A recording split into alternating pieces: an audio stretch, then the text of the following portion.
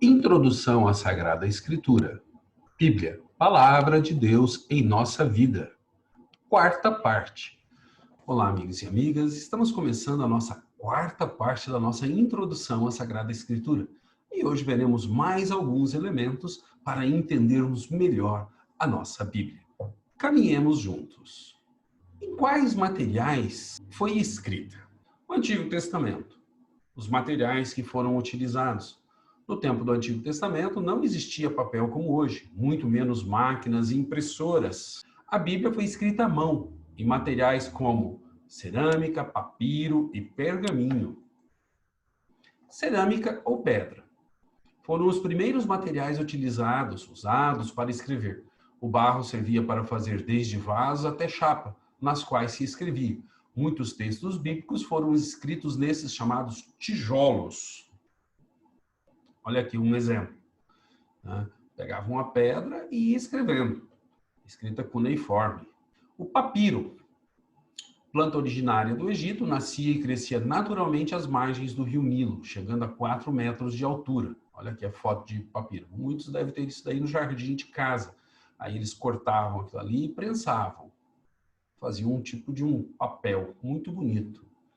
Pergaminho, feito de couro de carneiro curtido, começou a ser usado para escrever na cidade de Pérgamo, uma importante cidade da Ásia Menor, por volta do ano 200 a.C.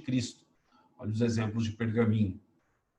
No Novo Testamento, os materiais: papiro, pergaminho e papel. Papiro, o pergaminho, também nós já vimos. Após o século XII, começou a se utilizar o papel. Então, papiro, igual usados nos escritos do Antigo Testamento. O documento mais antigo que temos do Novo Testamento é um fragmento do papiro chamado Hillel. Ele contém um pedaço do Evangelho de João, de 31 a 33 e de 37 a 38. Foi encontrado no Egito e está datado por volta do ano 125. E atualmente ele está numa livraria em Manchester, na Inglaterra. Se pensarmos que o Evangelho de João foi escrito em torno do ano 90, 95, podemos considerar contemporâneo dos evangelistas, mais ou menos 35 anos.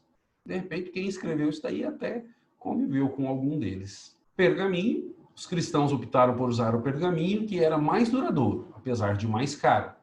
Feito de couro de carneiro, ele aguentava muito mais. E o papel? O processo para a fabricação do papel surgiu no ano 105 a.C. na China. No Ocidente, começou no século XII. A invenção da imprensa, o baixo custo e as facilidades do uso levaram ao fim do pergaminho e papiro. Entre 1452 e 1456, Gutenberg imprimiu a Bíblia em latim, chamada Vulgata. Olha a página dela aqui do lado. Olha a máquina que ele inventou. Tipo um carimbo, bem bacana. A reprodução dos textos bíblicos, copistas e impressão. O Antigo Testamento. No início foi por transmissão oral, conforme nós já vimos. Com o tempo foram escritos os que se passava oralmente, ou seja, começou a tomar forma escrita aquilo que estava na memória do povo. Os textos escritos se multiplicavam pela ação dos copistas. Olha só, os copistas, é bem isso aqui mesmo, gente. O cara pega um pedaço de papel, ó, caneta, papel, e vai copiando o outro texto. Vai fazendo um segundo texto a partir do primeiro. Uma biblioteca boa naquele tempo tinha 10, 20, 30 livros, já era uma grande biblioteca. O Novo Testamento. Desde que Paulo escreveu os primeiros textos até a invenção da imprensa por Gutenberg, em 1438, ele vai fazer depois a impressão da Bíblia, os textos se multiplicavam pela ação de copistas. Durante a Idade Média, a Bíblia foi multiplicada por ordens de monge que tinham por atividade principal serem copistas. Olha aqui. Tinha uma cadeira, ele pegava um texto original do lado e ia reproduzindo igualzinho do outro lado. Com a sua letra, com muita calma, demorava às vezes meses para fazer um livro. Porque tinha que molhar a pena, colocar na tinta, ir lá, fazer todo aquele trabalho. Os copistas. Cada copista tinha uma certa liberdade em relação ao texto, podendo fazer adições que achasse necessária para melhor compreensão do texto, mas não podia mexer no essencial. como nos fala o livro do Apocalipse. Lá no final, Apocalipse 22, 18, 19. A quem está escutando a palavra da profecia deste livro, eu declaro, se alguém acrescentar qualquer coisa a este livro, Deus vai acrescentar a essa pessoa as pragas que aqui estão descritas. E se alguém tirar alguma coisa das palavras do livro desta profecia, Deus vai retirar dessa pessoa a sua parte na árvore da vida e na cidade santa, que estão descritas neste livro. Então, duas coisas. Primeiro, só para a gente entender, a quem está escutando. Por quê? Porque como os livros eram difíceis de ser feito, a comunidade toda tinha um livro, as pessoas sentavam e alguém começava a ler. Então, para quem está escutando as palavras da profecia, eu declaro, porque eram eles que iam passar verbalmente. E isso também para os copistas. Se eles acrescentar alguma coisa, se você verbalmente mudar a palavra, ou se você, quando está escrevendo, mudar, vale a mesma coisa, olha só. Se alguém acrescentar qualquer coisa, se alguém tirar qualquer coisa, pelo modo. Hoje não, hoje você pega a sua Bíblia, está todo mundo ali. Você pode ler diferente. Lá não, lá eles poderiam mudar o sentido do texto. Vejamos como se dava a ação dos copistas pelo exemplo a seguir. Texto primitivo, Jesus. Texto primitivo é o quê? O texto da onde eles estão partindo para fazer uma nova cópia. Aí alguém colocava assim, em vez de Jesus, Jesus disse. Aí outro já ia copiar, não a partir desse texto aqui, mas a partir desse texto aqui, e já colocava, Jesus Cristo disse. Outro pegando esse texto, Jesus, colocava, o Senhor Jesus. E aí outro desse daqui fazia o quê? O Senhor Jesus Cristo disse a seus discípulos. Os copistas acresciam o texto, mas não tiravam nada que mudasse o significado do texto. Apenas ajudavam na interpretação, melhorando o entendimento, mas nunca suprimindo nada importante. Até agora não foi descoberto nenhum texto onde foi eliminado algo importante. O texto se conservava e eventualmente se enriquecia, mas nunca diminuía. Então, diante dos diversos manuscritos, o mais antigo será o que contém o texto mais breve, o texto menor. O mais complicado para compreender em relação ao mais simples será o mais antigo, complicado aqui no sentido de maior. Isso nos mostra que a palavra de Deus não é estática, mas viva em cada comunidade. Para nosso estudo, é importante perceber que a essência da palavra não muda, mas a forma de cada comunidade entender esta palavra muda. Nós vamos ver agora 3 textos do Novo Testamento baseados num texto do Antigo Testamento, para a gente entender um pouquinho isso daí. Mateus 27, Marcos 15, Lucas 23, que se referem ao quê? Ao Salmo 22. E em Mateus tem uma adição, ou seja, um texto maior. Assim podemos dizer que Marcos é um texto mais antigo. Lucas está no meio. Meu Deus, por que me abandonaste? Apesar de meus gritos, minha prece não te alcança. Em Mateus 27, 46, pelas 3 horas da tarde, Jesus deu um forte grito. Eli, Eli, lama sabachthani. Isto é, meu Deus, por que me abandonaste? Já em Marcos 15, 34, pelas 3 horas da tarde, Jesus deu um forte grito. Eloi, Eloi, lama sabachthani. Que quer dizer, meu Deus, por que me abandonaste? E em Lucas, então Jesus deu um forte grito. Pai, em tuas mãos entrego o meu espírito. Dizendo isso, inspirou. Todos eles baseados no mesmo texto. As tradições aí, os copistas, o original, eles se entenderam de forma diferente. Isso daí, gente, é a riqueza da palavra de Deus. Não é estática, não tem só um caminho. Tem diversas formas da gente ver e compreender. Como nas nossas tradições hoje, né? As traduções da Bíblia hoje são de diversas palavras diferentes para falar o mesmo fato. Assim, percebemos a liberdade dessas comunidades frente ao texto. Imprensa. No século XII, o papel começou a ser fabricado em diversos países da Europa. Gradativamente, pela simplicidade de fabricação e custo baixo, passou a substituir o pergaminho. A partir de 1540, a Bíblia passou a ser produzida em escala maior, com a invenção da imprensa por Gutenberg.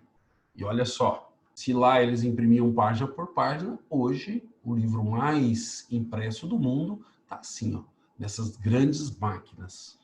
Como a Bíblia está organizada? Essa parte é muito interessante, gente. Vejamos com cuidado. A Bíblia está dividida em Antigo Testamento, que contém 46 livros. O Antigo Testamento ele está dividido em partes, em blocos, que a gente chama. O primeiro, o Pentateuco, que contém 5 livros. Os históricos, os proféticos, os poéticos e os sapienciais. Aqui, gente, poéticos e sapienciais, muita gente coloca junto. Existem diversas divisões. Alguns livros, por exemplo, colocam Jó como profético, outros como sapiencial. Isso não importa. Isso aí é mais uma questão técnica do que uma questão teológica, comunitária. No Novo Testamento, que nós temos 27 livros, que está dividido em evangelhos. Então, nós temos os 4 evangelhos e nós temos o Ato dos Apóstolos, que muitos falam que é o 5º evangelho. As cartas e o livro do Apocalipse, que aí você vai ter todas as cartas de Paulo, as cartas de Pedro, 1º e 2º Pedro, a carta de Tiago, as 3 cartas de João, uma carta de Judas e o Apocalipse. Então, nós estamos divididos em Antigo Testamento, que nós já vimos, e Novo Testamento. 46 livros e 27 livros. Ao todo, 73 livros. O Antigo Testamento, nós temos, só para a gente reforçar, o Pentateuco, que é o Gênesis, Êxodo, Levítico, Número e Deuteronômio. Os 16 livros históricos, Josué, Juízes, Samuel, 1º e 2º, 1º e 2º Crônicas, Reis, 1 e 2, Esdras, Neemias, Tobias, Judite, Esther, né, e Macabeus. Os 7 livros sapienciais, olha aqui já é uma outra divisão, Jó, Salmos, Provérbios, Eclesiastes, Cântico dos Cânticos, Sabedoria e Eclesiástico, e os 18 livros proféticos, Isaías, Jeremias, Lamentações, Baruque, Ezequiel, Daniel, Oséias, Joel, Amós, Abidias, Jonas, Miqueias, Naum, Abacuque, Sofonias, Ageu, Zacarias e Malaquias. O Novo Testamento, nós temos os Evangelhos e Atos, Mateus, Marcos, Lucas e João, Atos dos Apóstolos. As 7 cartas de Paulo, 3 de discípulos e 3 pastorais, olha aqui já um pouquinho diferente. A classificação, por quê? Porque coloca só 7 de Paulo e não 14. Então, Romanos, 1º e 2º Coríntios, Gálatas, Filipenses, 1º Tessalonicenses e Filemão, ou Filémon, né, como querem alguns. Colossenses, Tessalonicenses e Efésios, dos 3 discípulos, e as 3 cartas pastorais de Paulo, 1º Timóteo, 2º Timóteo e Tito. E as 7 cartas católicas, Tiago, a 1ª carta de Pedro, a 2ª carta de Pedro, a 1ª de João, 2ª João, 3º João, Judas e Hebreus, que não é aqui atribuído a Paulo. Hoje, unanimidade que Hebreus não pertence nem a Paulo, e o livro do Apocalipse.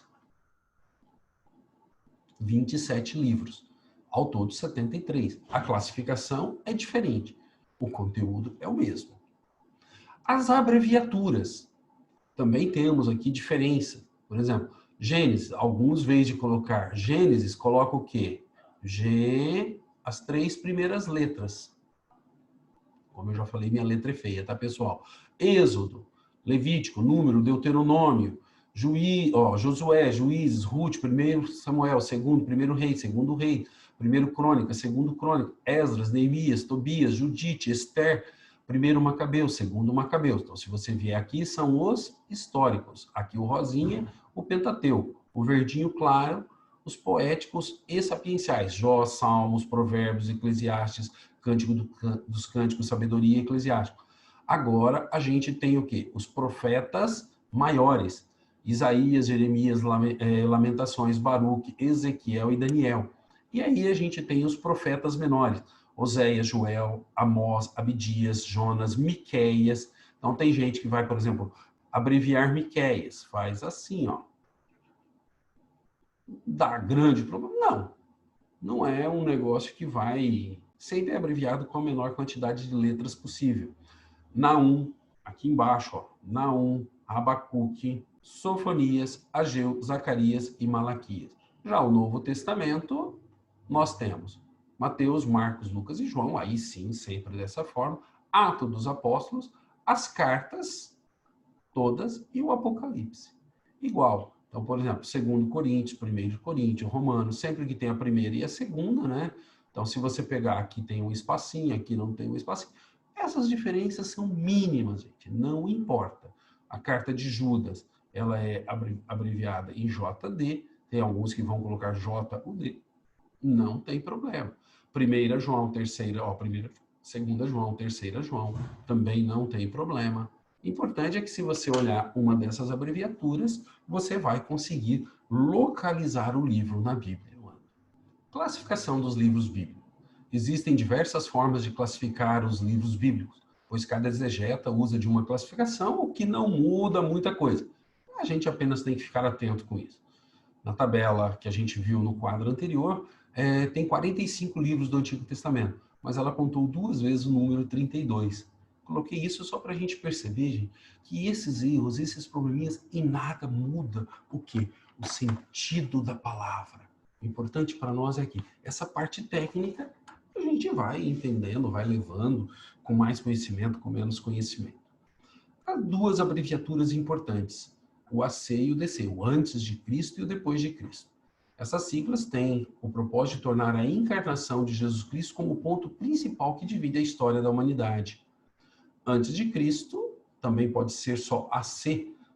Olha só, você pode ter tudo aqui meio maiúsculo, ou você pode ter o antes minúsculo. DC, depois de Cristo, também pode ser, olha só, DC ou DC, não tem problema. Só que você vai saber que isso é antes de Cristo e depois de Cristo. Ou seja, você tem a história, o Antigo Testamento, você tem o nascimento de Jesus Cristo depois de Cristo. Então aqui você tem o AC e aqui você tem o quê? O DC. E o AEC e EC, são 2 siglas que começaram a surgir recentemente. Surgiu um movimento que tenta substituir o AC e o DC por AEC e EC, como que tirando Cristo do centro da história. AEC, antes da Era Comum. A gente fala antes do nascimento de Cristo, antes da Era Cristã. Não, é antes da Era Comum. E EC, Era Comum, ou seja, depois de Cristo. Mas aí não cita a palavra Cristo. Também é comum a gente ver isso. O C significa comum e não Cristo. E muitos autores usam estas siglas. Em estudos bíblicos, poucos usam isso. A gente sempre procura usar Cristo. Citações bíblicas. Essa parte é bem legal, gente. Prestem atenção. Você tem, por exemplo, lá, a abreviatura. JR.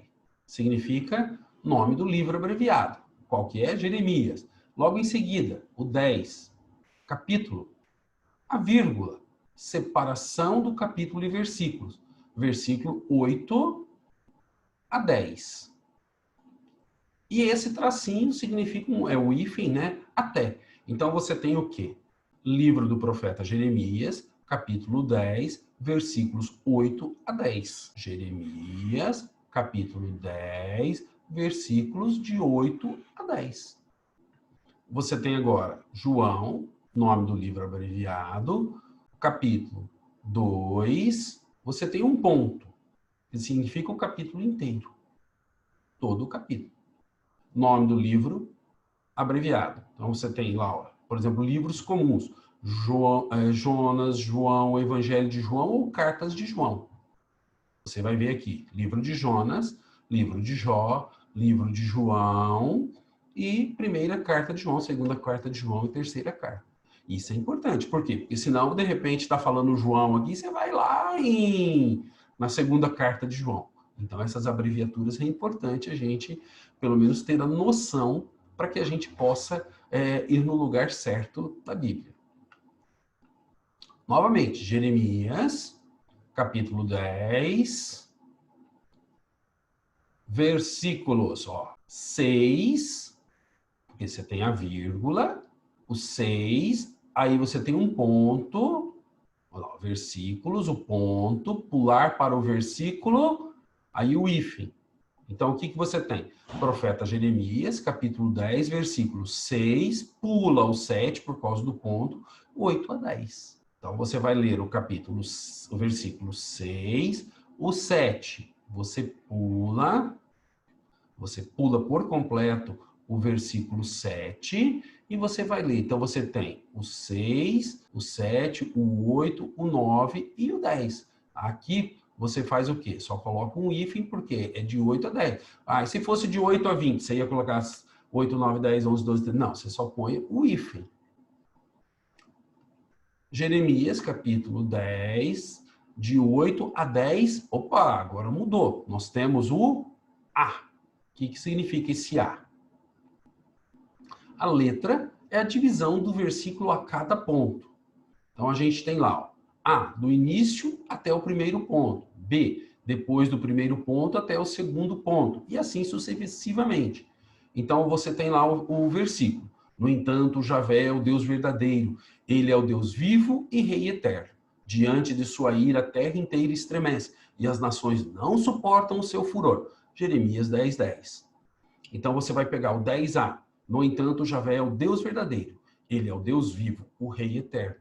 Então, a pessoa não quis, que está citando, ela não quis citar daqui para frente, ó. Essa parte aqui, ela não quis citar. Ela, no que ela está trabalhando, ela colocou somente essa primeira parte. Então, por isso, o A. E se ela tivesse colocado o B aqui? Seria só, pularia essa parte aqui e iria diante de sua ira, a terra estremece, as nações não suportam o seu furor. O B lá, ó, que eu acabei de citar. Estão vendo? Que bacana. A divisão em capítulos. Duas pessoas, em final do século XII, fizeram de forma diferente e isolada a divisão da Bíblia em capítulos. Foram eles o arcebispo Estevão Langton e o cardeal Hugo de Santo Caro. Em 1205, a divisão foi feita pelo arcebispo Estevão Langton e foi aceita, e a outra caiu em desuso, ou seja, em torno de 1205. E a divisão em versículos, ela veio muito depois. A divisão em versículos veio quase 300 anos depois, com o italiano Santo Paganini, mas o seu trabalho não foi amplamente adotado. A divisão em versículos que usamos hoje foi feita por Roberto Estienne, meu xará, Beto, Roberto, e aplicada na edição grega do Novo Testamento, publicada em 1551, e depois na versão francesa de 1553. Como que era antigamente? Era um livro só. Como hoje você pega um livro comum, você não tem, às vezes, divisão de capítulo. Um texto, ele vai...